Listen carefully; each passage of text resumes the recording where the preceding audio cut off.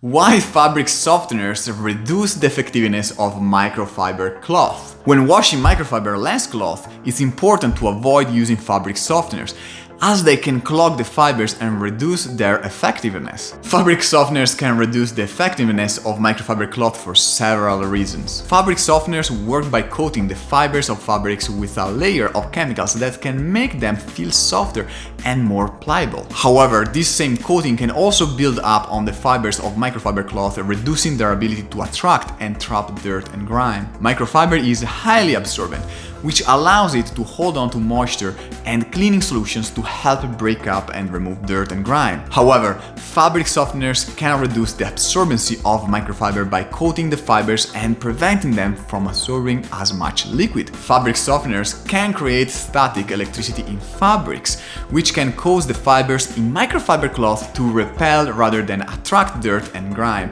This can make it more difficult for the cloth to effectively clean surfaces. This can leave streaks or smudges on surfaces and reduce the effectiveness of the cleaning. Overall, it is recommended that to avoid using fabric softeners when washing microfiber cloth, as they can reduce their effectiveness over time.